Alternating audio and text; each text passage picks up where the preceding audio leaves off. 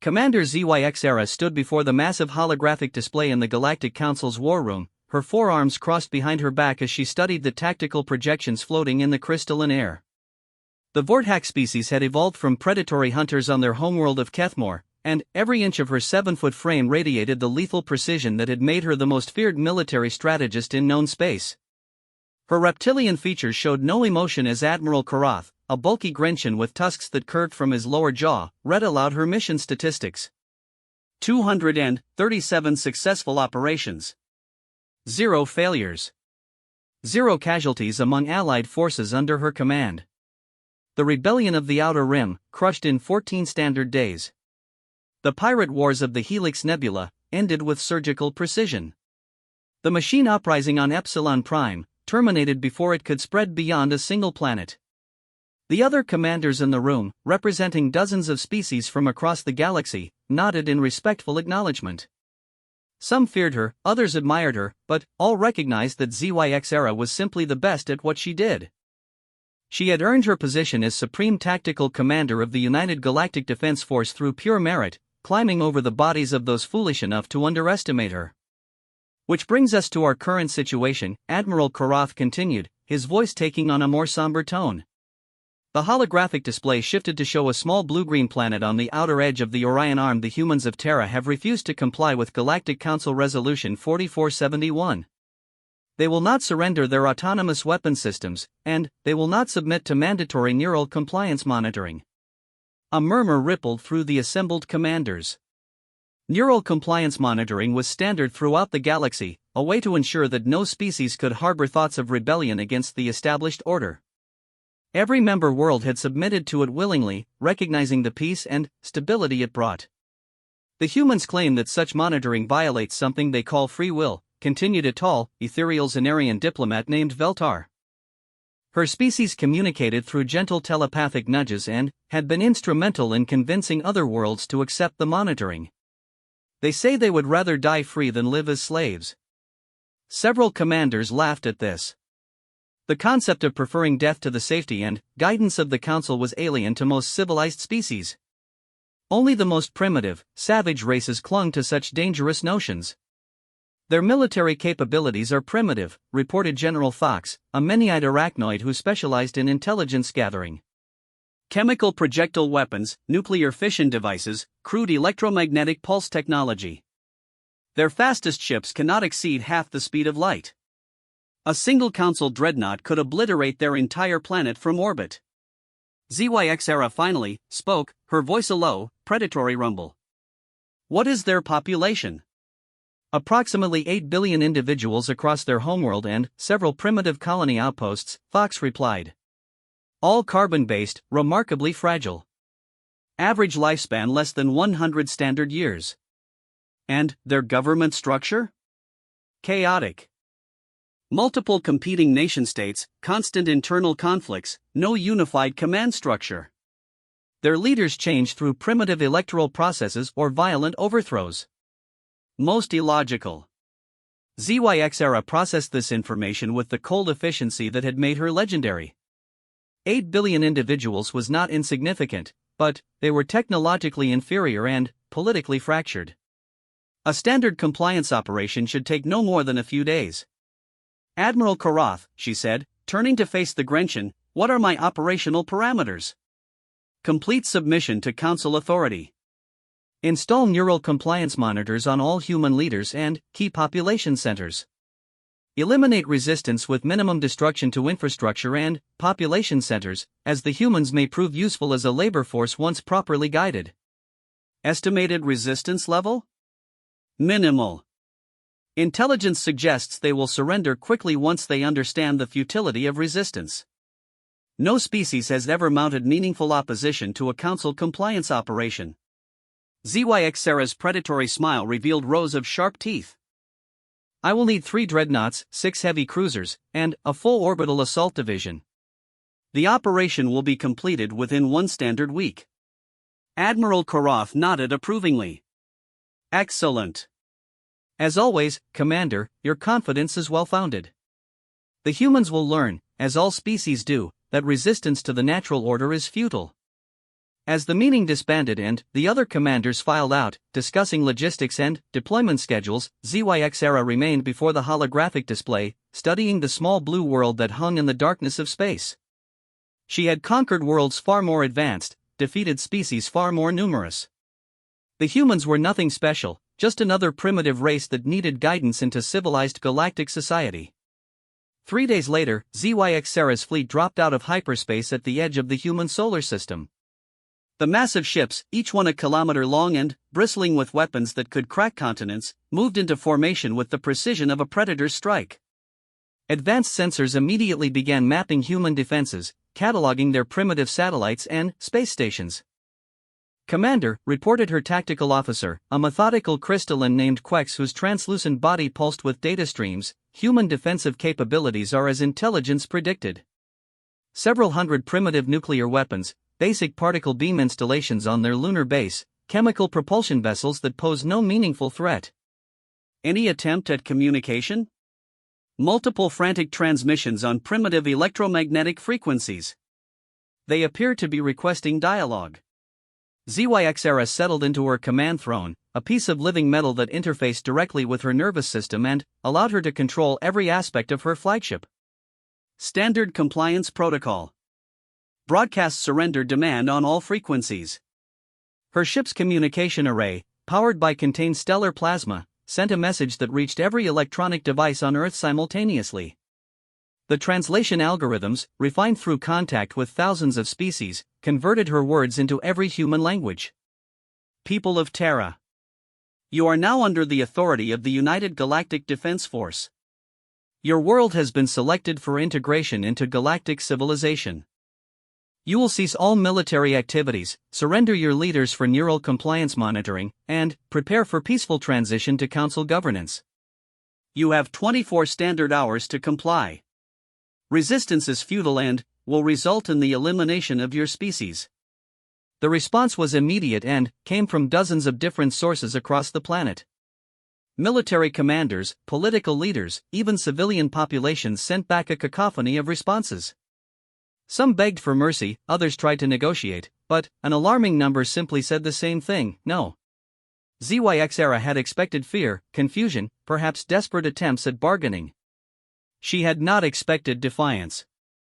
In all her campaigns, once a species realized the overwhelming technological superiority they faced, surrender followed within hours. The humans, however, seemed to be preparing for war. "Commander," Quex reported, "human military forces are mobilizing globally. They are moving nuclear weapons into strategic positions, powering up defensive installations, and their primitive space vessels are attempting to form a perimeter around their planet." "How many ships?" "Approximately 200 small vessels, the largest no more than 500 meters in length. Minimal weapons, basic armor plating. They appear to be converted industrial craft." ZYX-Era considered this development with professional interest. The humans were either remarkably brave or completely insane. Their entire fleet could not scratch the paint on a single council dreadnought. Yet they were positioning themselves for battle as if they actually believed they could win. "Open a channel to their largest vessel," she commanded. The main display showed the bridge of what appeared to be a human warship, though by galactic standards it was barely larger than a shuttle.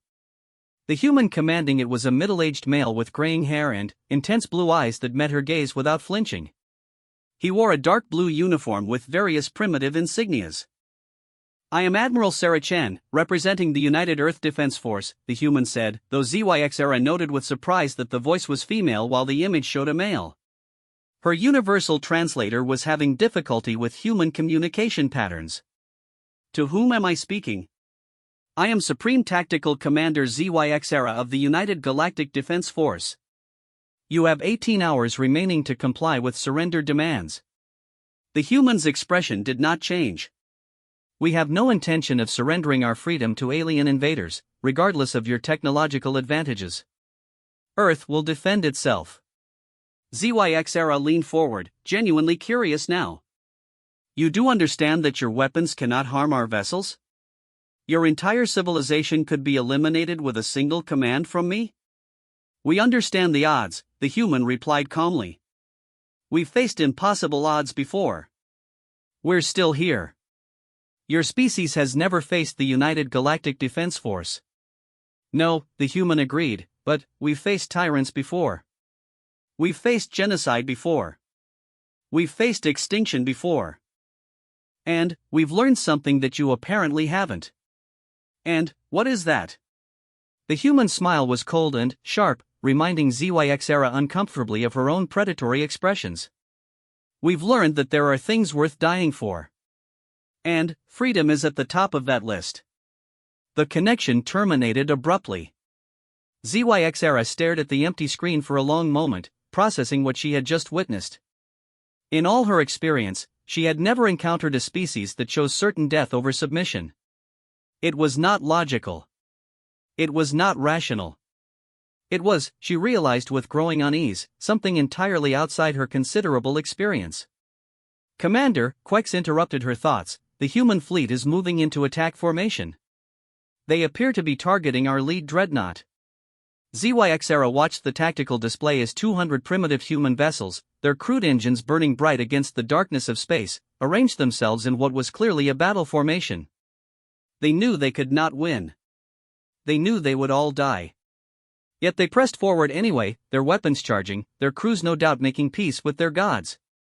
All ships, defensive posture, she ordered.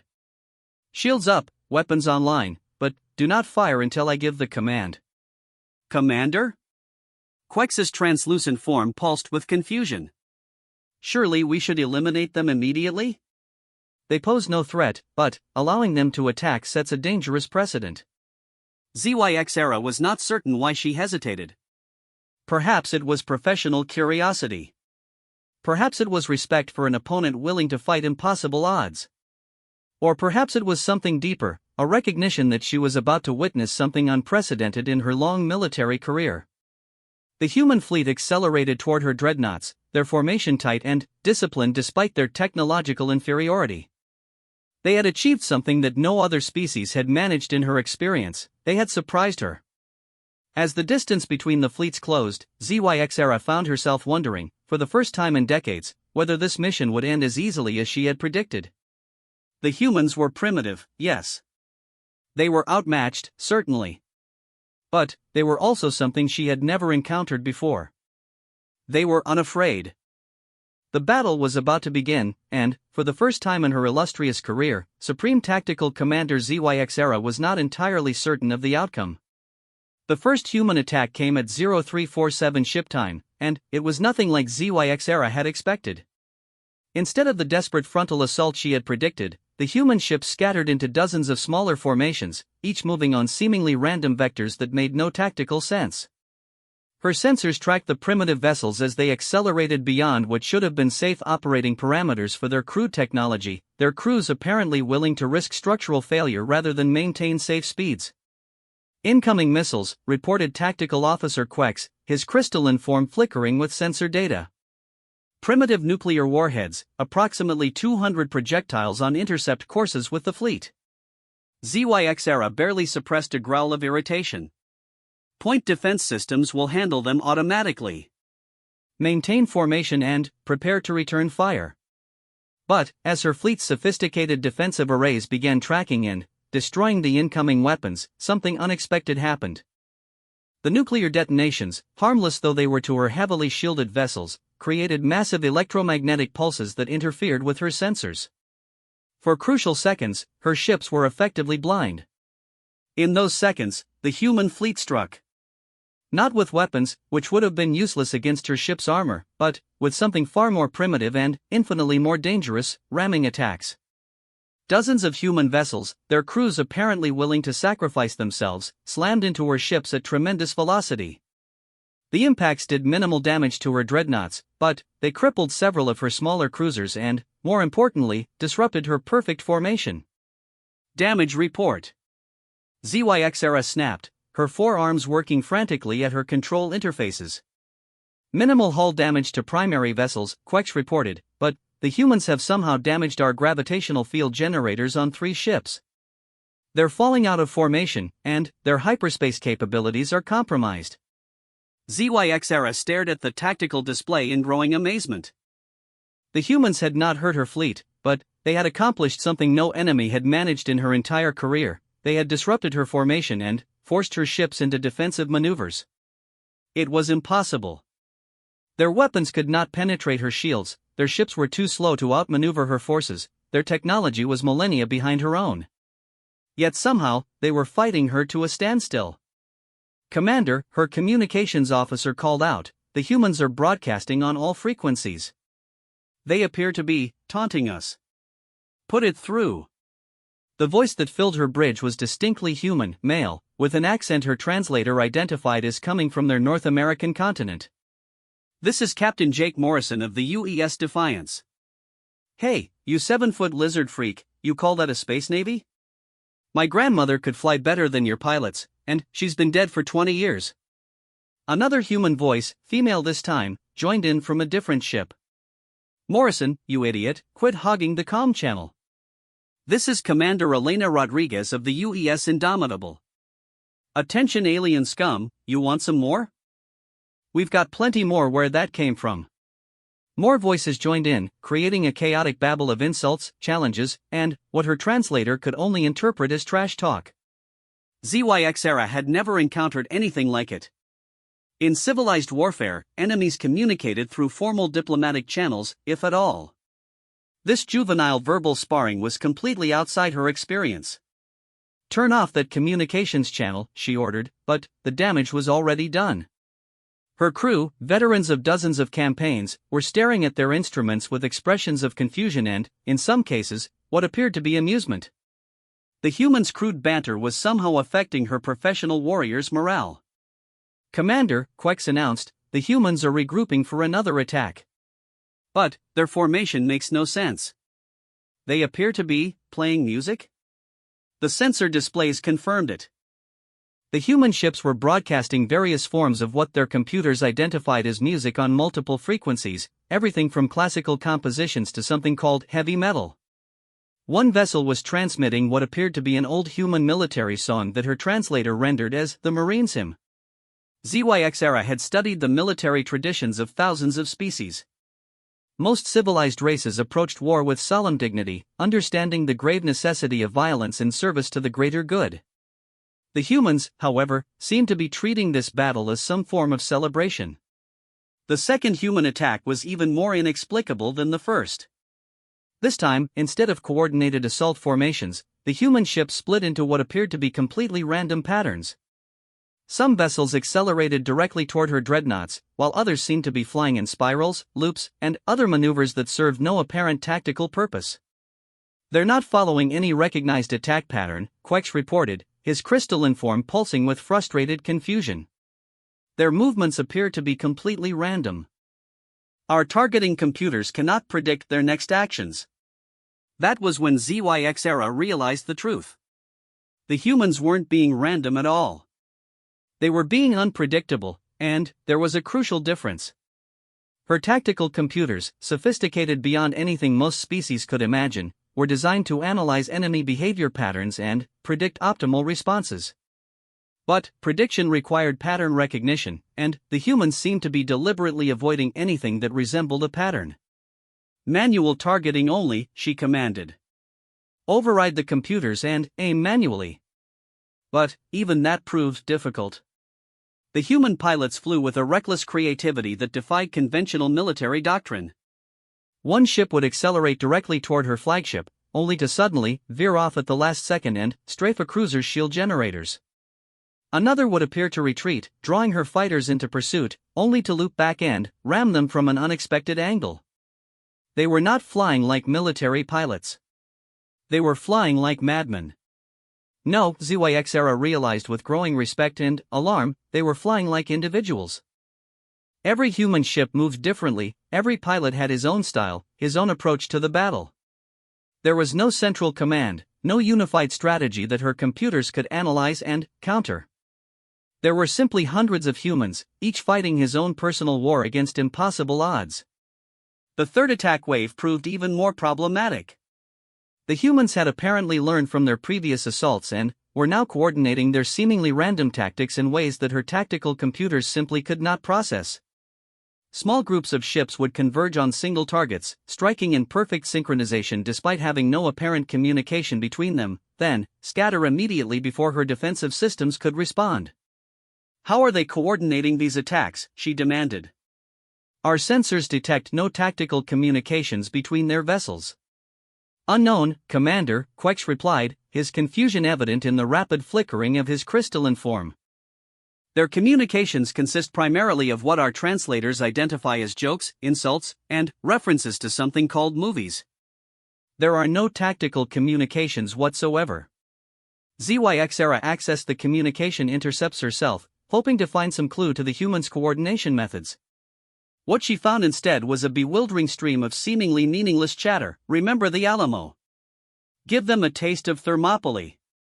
Execute Order 66. This is for Independence Day, you alien bastards." The references meant nothing to her, but they clearly meant something to the humans. Somehow, these primitive warriors were communicating complex tactical information through shared cultural references that her advanced computers could not decode.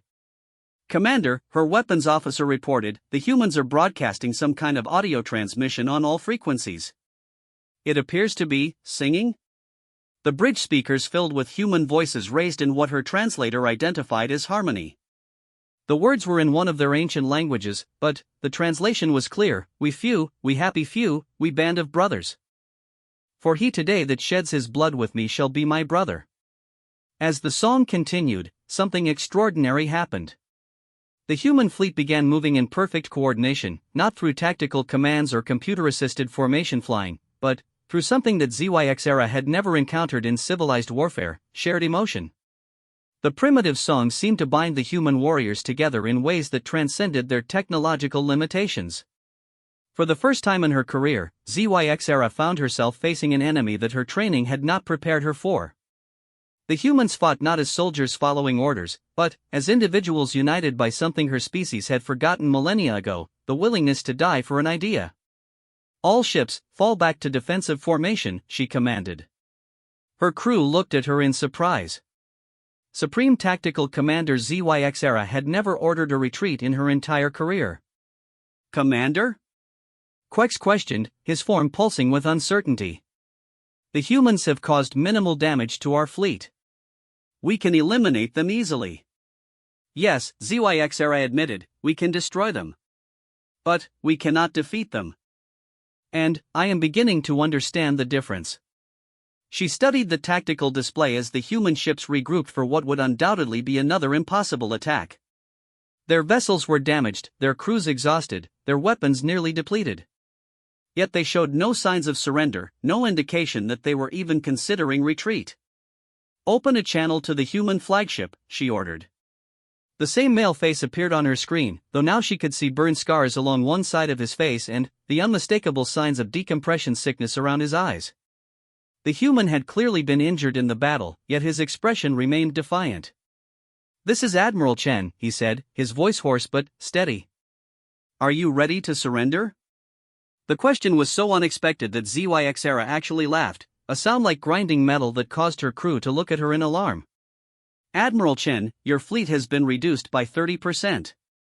Your remaining ships are damaged and low on ammunition. You cannot win this battle." "Winning isn't the point," Chen replied calmly. "The point is that we fight. The point is that we choose how we die. You can destroy our ships, kill our people, burn our world to ash. But you cannot make us kneel. Your resistance is meaningless. Even if you destroy my entire fleet, the Council will simply send more ships. You are delaying the inevitable." Chen's scarred face showed something that ZYXera had learned to recognize as a human smile, though this one held no humor, only grim determination. "Maybe. But every hour we fight is another hour that our children breathe free air. Every ship of yours we damage is one less weapon you can use against other free peoples.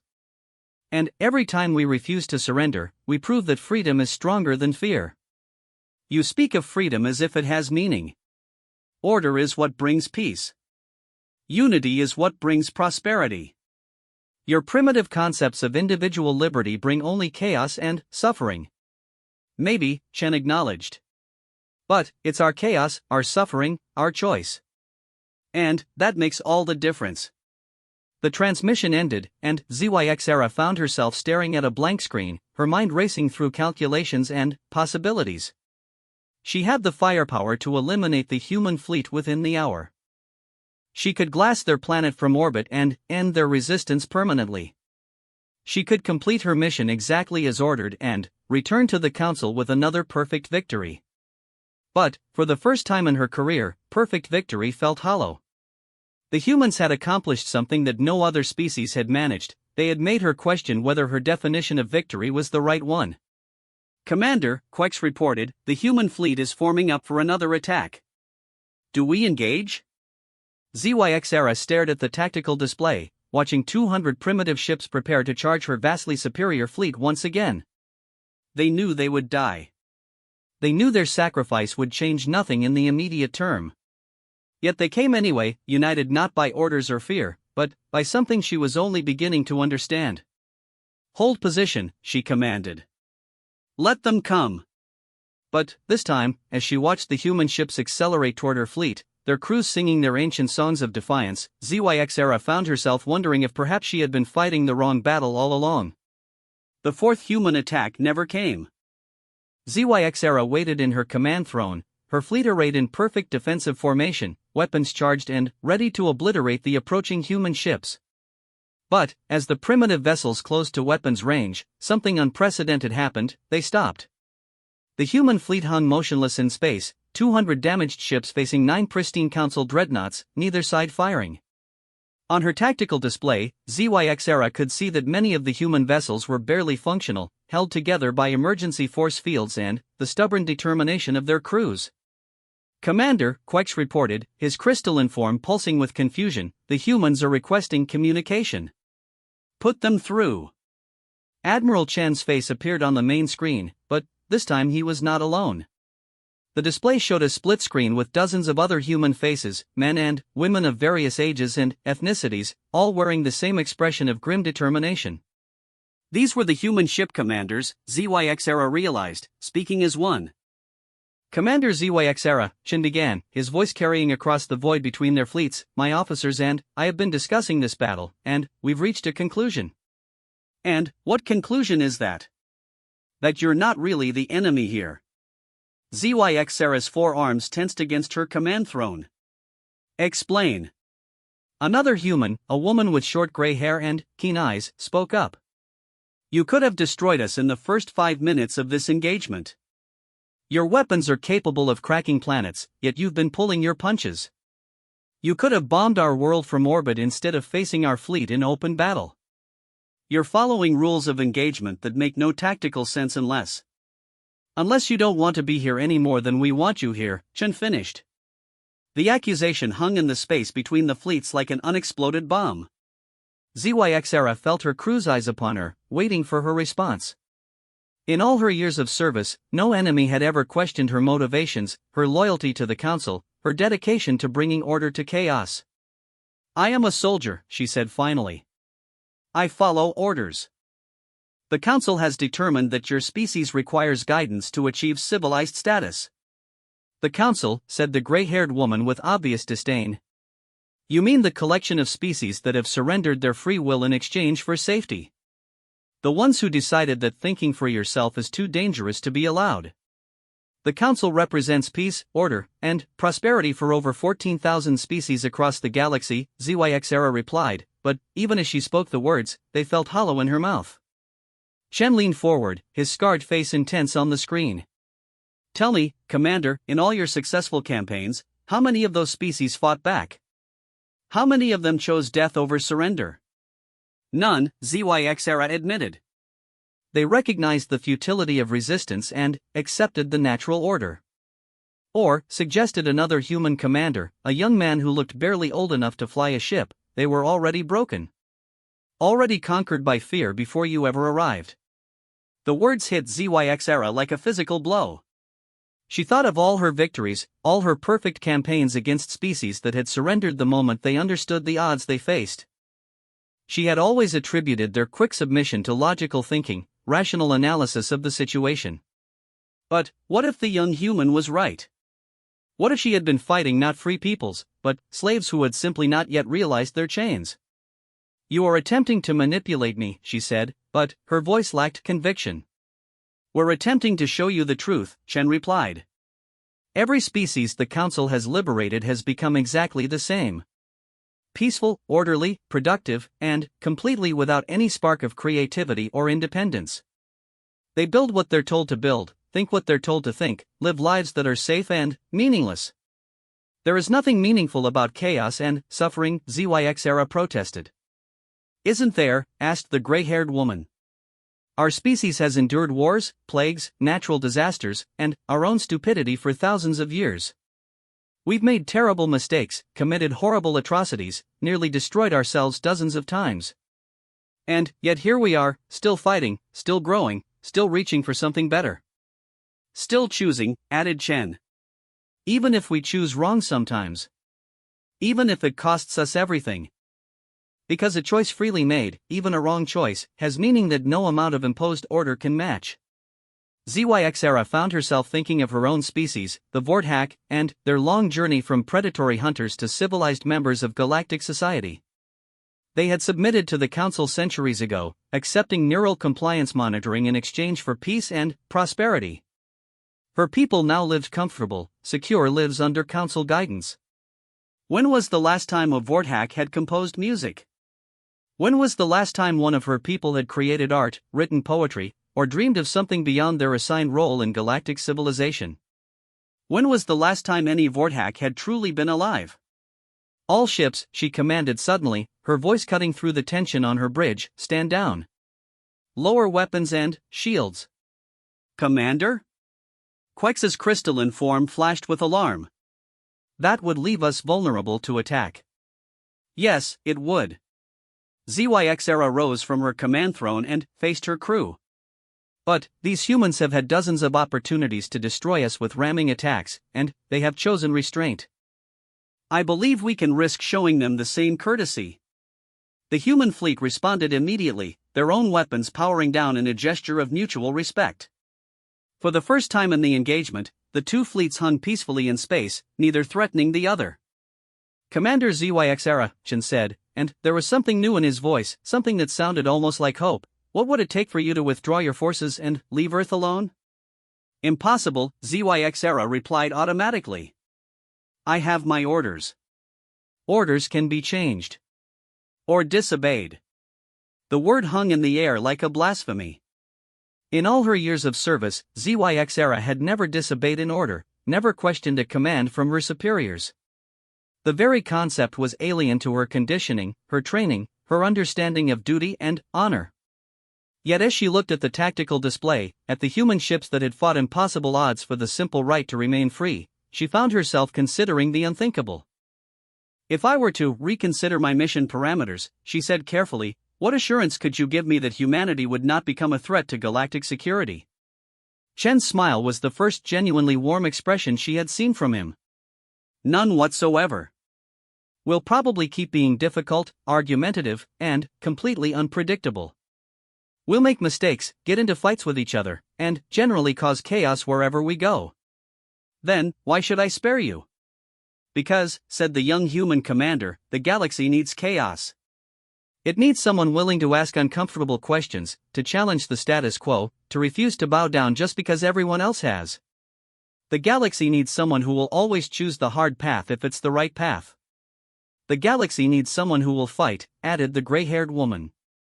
Not just against external enemies, but against the temptation to trade freedom for safety, growth for security, meaning for comfort. ZYX-era studied the human faces on her screen, seeing in them something she had not encountered in centuries of galactic service, genuine hope for the future. Not the placid contentment of the Council's client species, but the burning desire to become something greater than what they were. There will be consequences, she said finally. The Council will not accept failure. They will send other fleets, other commanders who may not be as flexible in their interpretation of orders. Let them come, Chen replied. We'll be ready. And, maybe, by the time they get here, we won't be alone. What do you mean? Chen's smile became predatory, reminding ZYX-era uncomfortably of her own species' hunting instincts. Word travels fast in space, Commander. Right now, there are probably dozens of species watching this engagement, waiting to see if the mighty Council fleet can crush a primitive human force. What do you think will happen when word spreads that a few hundred human ships fought the legendary ZYX era to a standstill? The implications hit her like a thunderbolt. Every species in the galaxy knew her reputation, her record of perfect victories. If news spread that the humans had not only survived her assault but forced her to negotiate, it would send shockwaves throughout the galactic community. Other species might begin to question their own submission to Council authority. They might begin to wonder if freedom was worth fighting for after all. "You're talking about rebellion," she said. "Galactic civil war. Millions of deaths." "We're talking about choice," Shin corrected. "The freedom for every species to determine its own destiny. Some will choose to remain under Council protection, and that's their right. But others might choose to stand up and fight for something better." "And you believe this is worth the cost?" The human admiral was silent for a long moment, and, when he spoke, his voice carried the weight of genuine conviction. "Commander, our species has a saying, 'Give me liberty, or give me death.' We believe that a life without freedom is no life at all. If we have to die to preserve that freedom, then, at least we die as ourselves, not as pale shadows of what we could have been." ZYX era looked around her bridge, at the faces of her crew, veterans of dozens of campaigns who had never questioned their orders or their purpose. But now she saw something new in their expressions: doubt. The humans' words had planted seeds of uncertainty in minds that had been conditioned to accept authority without question. "All ships," she commanded, her voice steady despite the magnitude of what she was about to do, "prepare for hyperspace jump. We are returning to Council space." "Commander," Quex protested, "our mission is not complete." The humans remained non-compliant.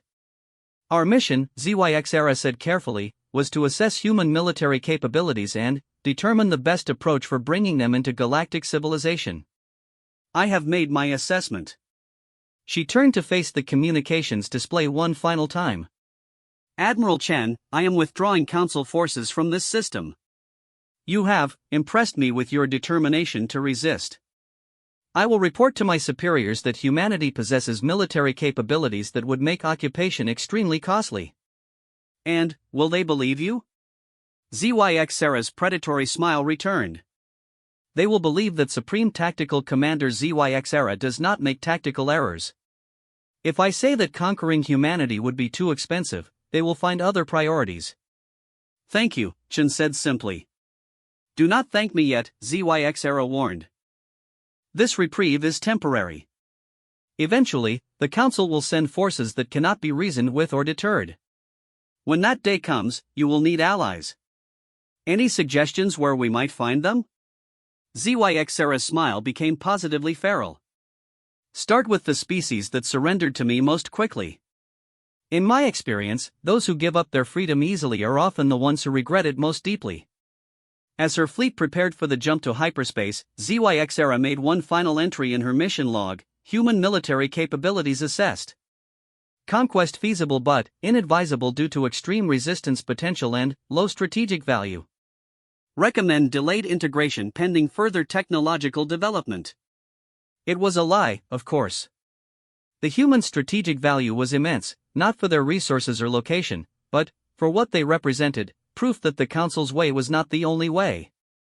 As her flagship entered hyperspace, carrying her away from the small blue world that had changed everything, ZYX era found herself wondering what her superiors would do when they realized she had just given the galaxy its first taste of hope in 1,000 years. For the first time in her career, Supreme Tactical Commander ZYX era had failed to complete her mission. She had encountered an enemy she could not defeat, not because they were stronger or more advanced, but because they possessed something her sophisticated military had no defense against: the unshakable belief that some things were worth dying for. And, for the first time in centuries, she found herself wondering if perhaps they were right. The human fleet watched the Council ships disappear into hyperspace, their crews cheering and celebrating their impossible victory. But Admiral Chen stood quietly on his bridge, knowing that this was not an ending but a beginning. Somewhere in the galaxy, other species would hear the story of Earth's defiance. Some would dismiss it as propaganda, others as impossible. But some would remember what it felt like to choose their own path, and perhaps, just perhaps, they would decide that freedom was worth fighting for after all. The galaxy would never be the same. And, for the first time in her career, the legendary ZYX had been on the losing side of that change. She had completed every mission, until a human challenged her to remember what it meant to be truly alive.